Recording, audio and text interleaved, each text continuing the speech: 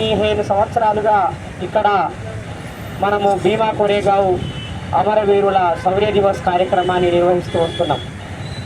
యువకులు పాల్గొన్నారు, నడి వయసు వాళ్ళు పాల్గొన్నారు. అంబేద్కర్ ఉద్యమాన్ని, బహుజన ఉద్యమాన్ని అభిమానించే చాలామంది ఈ కార్యక్రమంలో పాల్గొంటూ వస్తున్నారు. మునుపెన్నడూ లేని విధంగా వాస్తవానికి గత 15 సంవత్సరాలుగా ఈ శౌర్య దివస్ గురించి తెలంగాణలో, ఉమ్మడి ఆంధ్రప్రదేశ్లో చాలా పెద్ద ఎత్తున చర్చ చేయడం జరిగింది, చాలా రచనలు చేయడం జరిగింది. అట్లాగే యూట్యూబ్లో కావచ్చు, టీవీల్లో కావచ్చు డిబేట్లు చేయడం కూడా జరిగింది. అందువల్ల గత 15 సంవత్సరాలుగా ఒక చైతన్యము, ఈ రోజు గురించిన సమాచారము మన సమాజానికి అందింది. ఈ క్రమంలో చాలామంది మేధావులు, చాలామంది రచయితలు, ఉద్యమకారులు ఈ విషయాన్ని ప్రజలకి చేరవేయడానికి చాలా కష్టపడ్డారు. వాళ్ళందరికీ ముందుగా అభినందనలు తెలియజేస్తూ ఉన్నాను. ఇవాళ ప్రతి సంవత్సరం లాగే సుమారు 10 లక్షల మంది దేశవ్యాప్తంగా ఉన్న అంబేద్కర్, పూలే బిడ్డలు భీమా కోరేగావ్కి చేరుకొని 1818 డిసెంబర్ 30, 31 తారీఖుల్లో జరిగిన యుద్ధంలో అసూలు బాసిన 46 మంది అమరవీరులకి నివాళి అర్పిస్తూ ఉన్నారు. ఇంతకుముందు మన మిత్రుడు ప్రొఫెసర్ గారు చెప్పారు, మల్లేష్ గారు, చరిత్రని దాచిపెట్టడం వీలు కాకపోతే వక్రీకరించడం, ఈ 2 పనుల్ని చరిత్రకారులు అదేవిధంగా పాలక వర్గాలు చేస్తూ వచ్చినాయి. 1818లో జరిగిన యుద్ధం గురించి మహాత్మా జ్యోతిరావు పూలే వెలికి తీసే వరకు ఎవరికి తెలియదు. అదేవిధంగా మహాత్మా జ్యోతిరావు పూలే చనిపోయిన తర్వాత మళ్ళీ ఆ విషయాన్ని ఈ లోకానికి చాటి చెప్పినటువంటి వ్యక్తి బాబాసాహెబ్ అంబేద్కర్. ప్రతి జనవరి 1వ తారీఖు నాడు తన అనుచరులతో కలిసి భీమా కోరేగావ్కు వెళ్ళి అక్కడ నివాళి అర్పించి ఆ యుద్ధం ఎందుకు జరిగిందో, ఆ యుద్ధ స్ఫూర్తి ఏమిటో తన అనుచరులకి, ఈ సమాజానికి చెప్పటం అనేది బాబాసాహెబ్ అంబేద్కర్ మొదలుపెట్టింది. మహాత్మా జ్యోతిరావు పూలే మొదటిసారిగా భీమా కోరేగావ్ని సందర్శించి ఆ భీమా కోరేగావ్ స్తూపం మీద ఉన్న అమరవీరుల పేర్లను చదివి అసలు ఆ యుద్ధం ఎందుకు జరిగింది అనే విషయాన్ని తెలుసుకోవటం జరిగింది. మిత్రులారా, నేను న్యాయవాదిగా కూడా ప్రాక్టీస్ చేస్తున్నాను, న్యాయ చరిత్రని అధ్యయనం చేశాను, చరిత్రను కూడా అధ్యయనం చేసిన వ్యక్తిగా చెప్తున్నాను. 1773లో మొట్టమొదటిసారిగా ఈ దేశంలో చార్టర్ చట్టం అనే దాన్ని అమలు చేయడం మొదలైంది. బాబాసాహెబ్ అంబేద్కర్ ఏమంటాడంటే, భారతదేశంలో బ్రిటిష్ వాళ్ళ పాలన 1757 యుద్ధంతో మొదలయ్యి 1857 యుద్ధంతో ముగిసింది. అప్పటి నుంచి ఈ దేశం పూర్తిగా బ్రిటిష్ వాళ్ళ కంట్రోల్లోకి పోయింది అని చెప్పడం జరిగింది. అంటే మొదటి పానిపట్టు యుద్ధంతో మొదలయ్యి 1857 తిరుగుబాటుతోటి బ్రిటిష్ వాళ్ళ పాలనలోకి మన దేశం పోవడం అనేది జరిగింది. 1757లో ఈస్ట్ ఇండియా కంపెనీ కొంత భాగాన్ని తన కంట్రోల్లోకి తీసుకున్న తర్వాత బ్రిటన్ ప్రభుత్వము జారీ చేసినటువంటి చార్టర్ చట్టమే 1773. ఆ చట్టం ప్రకారంగా ఈ దేశంలో కొన్ని చట్టాలు అమల్లోకి వచ్చినాయి. ఆ చట్టాలు ఈ దేశంలో ఉన్న కనీస మానవ హక్కుల్ని, పౌర హక్కుల్ని కాపాడే పనిని చేపట్టడం జరిగింది.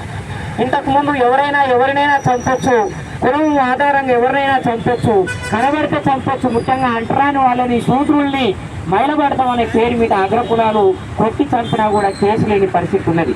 అలాంటి స్థితి నుంచి ఈ చట్టం వచ్చిన తర్వాత హత్య చేయడాన్ని ఒక నేరంగా భావించి వాళ్ళు అరెస్టు చేయడము, వాళ్ళ చట్టం ప్రకారంగా శిక్షలు విధించడం అనేది మొదలైంది. అప్పుడు ఈ దేశంలో ఉన్న సనాతనవాదులు అందరూ ఏమన్నారనంటే, మా ఆచార వ్యవహారాల్లో, మా సంప్రదాయాల్లో, మా విశ్వాసాల్లో, మా మతంలో బ్రిటిష్ వాళ్ళు జోక్యం చేసుకుంటున్నారు, మా మతం దెబ్బతింటున్నది, నాశనం అవుతుంది అని వాళ్ళు ఫిర్యాదు చేయడం మొదలుపెట్టారు. ఆ క్రమంలో బ్రిటిష్ వాళ్ళు కూడా ఒక అడుగు వెనక్కి వేసి వాళ్ళు ఏం చేసిరనంటే, 2 కులాల మధ్య తగాదా వస్తే, ఘర్షణ జరిగితే మేము జోక్యం చేసుకోము, కానీ ఒక కులం నుంచి ఎవరినైనా వెలివేస్తే ఆ కులస్తునికి న్యాయం చేయడానికి కోసము కోర్టుల్లోకి రావచ్చు అని ఒక చట్టాన్ని చేయడం జరిగింది.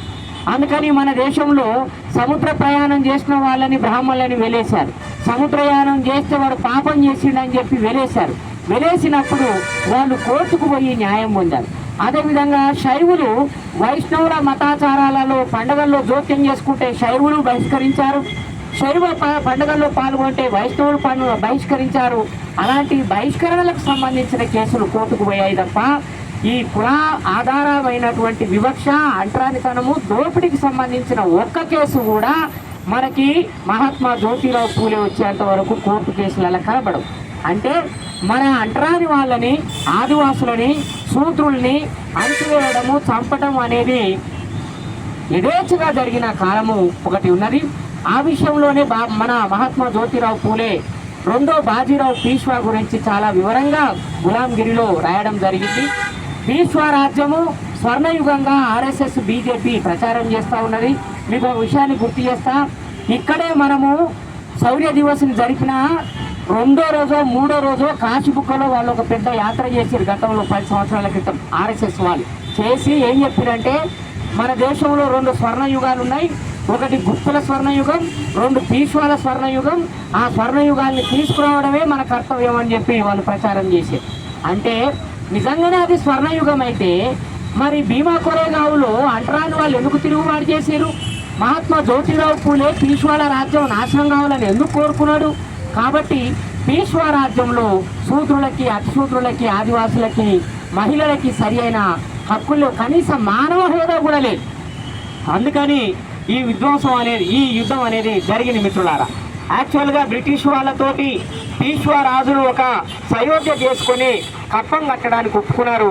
కానీ వాళ్ళు ఒక దశ తర్వాత కప్పం కట్టడానికి ఒప్పుకోకపోతే బ్రిటిష్ వాళ్ళు ఆ కంపెనీ సైన్యం 200 మంది సైన్యం వచ్చి భీమా అనే నదీ తీరము కొరేగాంలో ఉంటుంది. కొరేగాం అనే ఒక ఊర్లో ఉంటుంది. ఆ నది దగ్గర డేరాలు వేసుకొని కూర్చొని ఉన్నారు. ఎందుకంటే పీష్వాల దగ్గర విపరీతమైన సైన్యం ఉంది. 25,000 మంది ఉన్నారు. కాల్ బలం ఉన్నది, గుర్రాల బలం ఉన్నది, ఏనుగు బలం ఉన్నది. కాబట్టి వాళ్ళని గెలవడం అసాధ్యమనే ఒక అసత్య ప్రచారాలని విపరీతంగా పీష్వాలు వాళ్ళకు వాళ్ళే ప్రచారం చేశారు. ఎట్లాగైతే బ్రాహ్మణులు తెలివికలోలు, కోటలు ధనవంతులు, క్షత్రియులు మహావీరులు అని మనల్ని అందరినీ నమ్మించి మానసికంగా భయపెట్టి లొంగ తీసుకున్నారు. అట్లాగే పీష్వా రాజ్యం గురించిన కట్టుకథల ద్వారా వాళ్ళు ఈ ఈస్ట్ ఇండియా కంపెనీ సైన్యాన్ని కాస్త బెదరగొట్టడం అనేది జరిగింది. అప్పుడు ఆ భీమా కొరేగావ్ చుట్టూతా ఉన్నటువంటి అంటరాని వాళ్ళు బ్రిటిష్ వాళ్ళ దగ్గరికి వెళ్ళి వాళ్ళు అడిగారు, అయ్యా ఎందుకు మీరు ఇక్కడ ఉన్నారని అంటే, ఈ పీష్వా రాజ్యాన్ని మేము ఆక్రమించాలో వచ్చినాము, కానీ మా సైన్యం సరిపోవట్లేదు, ఏం చేయాలో తెలియట్లేదు అంటే వీళ్ళు ఒకటే అడిగారు, అయ్యా మాకు ఒక్క అవకాశం ఇవ్వండి, ఈ పీష్వా రాజ్యాన్ని మేము ఓడిస్తామని అన్నారు. మీరు ఎంతమంది ఉన్నారంటే మేము 300 మంది ఉన్నామని అన్నారు.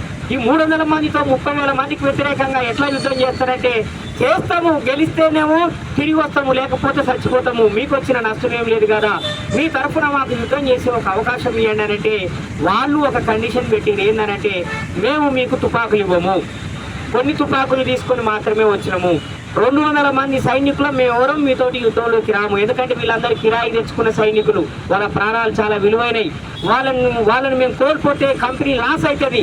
కాబట్టి మా కంపెనీ తరఫున మేము యుద్ధంలో పాల్గొనము, కానీ మీరు పాల్గొనవచ్చు. కానీ మీకు మేమేమి ఇస్తామంటే ఈక్వల్ రైట్స్ ఇస్తాము, సమానమైన హక్కులు ఇస్తాము, మానవ హోదా ఇస్తాము, పౌర హక్కులు ఇస్తాము. అట్లాగే యుద్ధం ముగిసిన తర్వాత చెమర్ రెజిమెంటు, మహర్ రెజిమెంట్లను ఏర్పాటు చేస్తామని హామీ ఇవ్వడం జరిగింది. మీరు అవి ఇచ్చినా ఇవ్వకపోయినా మేము వీళ్ళతో యుద్ధం చేస్తామని ఆ భీమా నది తీరంలో డిసెంబర్ 30వ తారీఖు నాడు యుద్ధం మొదలైంది. 31వ తారీఖు నాటికి మొత్తము ఆ యుద్ధాన్ని జయించారు. బాబాసాహెబ్ అంబేద్కర్ ఏమంటాడంటే, భీమా నదిలో పారింది నీళ్లు కాదు, ఆ పీష్వా సైనికుల రక్తం అని బాబాసాహెబ్ అంబేద్కర్ చెప్పారు. 300 మంది 30,000 మంది సైన్యానికి వ్యతిరేకంగా యుద్ధం మొదలుపెట్టి, జనరల్గా యుద్ధం అంటే మనం ఏందో అనుకుంటాం, ఓ గుంపు కూడిన కాడ ఒక్కరిని చంపితే మిగతా వాళ్ళందరూ వారిపోతారు. అట్లాగే ఈ 300 మంది ముందున్న వరుసలో ఉన్న వాళ్ళని చంపడం మొదలు పెట్టగానే వీళ్ళ పరాక్రమానికి భయపడ్డటువంటి పీష్వా సైనికులు ప్రాణాల అరచేతిలో పెట్టుకొని పారిపోవడం జరిగింది. రెండో బాజీరావు పీష్వా కూడా ప్రాణాల అరచేతిలో పెట్టుకొని కోటను వదిలేసి పారిపోవడం జరిగింది మిత్రులారా. అది ఈ డిసెంబర్ 31వ తారీఖు నాడు అర్ధరాత్రి జరిగింది. ఆ రకంగా 1818కి ఒక చరిత్ర ఉన్నది. అది ఈ దేశ చరిత్రని మలుపు తిప్పినటువంటి సంఘటన మిత్రులారా. బాబాసాహెబ్ అంబేద్కర్ మనకి హక్కులు అధికారాలు అడిగిన ప్రతిసారి బ్రిటిష్ వాళ్ళకు ఒక విషయాన్ని గుర్తు చేసాడు. ఈ దేశంలోని అంటరాని వాళ్ళు యుద్ధాలు చేసి ఈ దేశంలో ఉన్న పాలకులను ఓడించి మీకు ఈ దేశాన్ని అప్పగించారు, కానీ మీరు మాకేమి ఇచ్చారు, మాకు కనీస ఫండమెంటల్ రైట్స్ ఇవ్వట్లేదు మీరు అని బాబాసాహెబ్ అంబేద్కర్ గుర్తు చేయడం జరిగింది. అందుకని నేను ఇంకొక సంఘటనను కూడా గుర్తు చేస్తా. టిప్పు సుల్తాన్ గురించి మీ అందరికీ తెలుసు. టిప్పు సుల్తాన్కు వ్యతిరేకంగా మైసూరు ప్రాంతంలో 10,000 మంది సైనికులకు వ్యతిరేకంగా 1000 మంది పరయ పల్లార్ అదేవిధంగా అరుంధతియార్ సైనికులు యుద్ధం చేసి ఆ టిప్పు సుల్తాన్ని ఓడించడం అనేది జరిగింది. అంతకుముందు బే ఆఫ్ బెంగాల్లో డల్హౌసీ ఆధ్వర్యంలో పోర్చుగీస్ కంపెనీకి వ్యతిరేకంగా సుమారు 1000 మంది సైనికులకు వ్యతిరేకంగా సముద్రం మీద 100 మంది సైనికులతో ఈస్ట్ ఇండియా కంపెనీ యుద్ధం చేసింది. పోర్చుగీస్ కంపెనీని ఓడించింది కూడా అంటరాని వాళ్ళే అని చెప్పి చరిత్రలో రికార్డ్ అయి ఉన్నది మిత్రులారా. కానీ ఇంత పోరాటం చేసి ఇంత రాజ్యాన్ని బ్రిటిష్ వాళ్ళకి అప్పచెప్తే తీరా మళ్ళా బ్రిటిష్ వాళ్ళు బాపునోళ్ళ మాటలు విని రెజిమెంట్లన్నింటినీ ఏర్పాటు చేసిన చెమర్ రెజిమెంట్ని మహర్ రెజిమెంట్ని మొత్తానికి రద్దు చేయడం అనేది జరుగుతుంది. అందుకే మహాత్మా జ్యోతిరావు పూలే మళ్ళీ ఆయన 1860 నుంచి ఈ రెజిమెంట్లని పునరుద్ధరించాలని చెప్పి అప్పీల్ చేయడం అనేది జరిగింది. బాబాసాహెబ్ అంబేద్కర్ వచ్చిన తర్వాత కూడా రెజిమెంట్లని పునరుద్ధరించాలి అని చేసిన ప్రయత్నం మూలంగా తర్వాత ఈ చెమర్ రెజిమెంట్లని మహర్ రెజిమెంట్లని పునరుద్ధరించడం అనేది జరిగింది మిత్రులారా. ఏమైనా సామాజిక న్యాయం కోసము, సమానత్వం కోసము, సోదర భావం కోసము, ఈ దేశంలో హక్కులు అధికారాల కోసము దేశ ప్రజలు, ఈ దేశంలో ముఖ్యంగా మన వింధ్యా పర్వతాలకి ఈవలున్న మన జాతి చేసినటువంటి పోరాటం చాలా గొప్ప పోరాటం. దీన్ని కొంతమంది మన వాళ్ళు అత్యాశతో అనవసరమైన ఉత్సాహంతో కొంత మిస్ఇంటర్ప్రిట్ చేస్తూ ఉన్నారు. ఇది కేవలం మహర్లు మాత్రమే చేసిన యుద్ధం, ఇది మహర్ల పోరాటం తప్పని. 46 మంది చనిపోతే దాంట్లో 22 మంది మన చెమార్లు కూడా ఉన్నారు, మాంగులు ఉన్నారు, మాతంగులు ఉన్నారు, 2-3 మరాఠాలు కూడా ఉన్నారని చెప్పి మనకి పరిశోధనలో తేలింది. అందుకని అన్ని వర్గాల వాళ్ళు కలిసి, ముఖ్యంగా చెమార్లు అదేవిధంగా మహార్లు చెమార్లు కలిసి చేసినటువంటి ఈ యుద్ధం ఈరోజు మన అందరికీ ఒక స్ఫూర్తినిస్తూ ఉన్నది. ముఖ్యంగా దేశవ్యాప్తంగా చైతన్యం రగులుతున్న క్రమంలో నరేంద్ర మోడీ అధికారంలోకి వచ్చిన తర్వాత ఒక కుట్ర చేసిండు. ఆ కుట్రలో భాగంగా 7 ఏళ్ల క్రితము భీమా కొరేగావ్ దగ్గర ఒక అల్లర్ని సృష్టించి దానికి కొంతమందిని బాధ్యత చేస్తూ, ముఖ్యంగా ఆనంద్ తేల్తుండే లాంటి వాళ్ళని, అదేవిధంగా చనిపోయినటువంటి ప్రొఫెసర్ సాయిబాబాని, వీళ్ళందరినీ బాధ్యుల్ని చేసి జైల్లో పెట్టడం అనేది జరిగింది. అదేవిధంగా హానిబాబును కూడా అదే కేసులో జైల్లో పెట్టడం అనేది జరిగింది.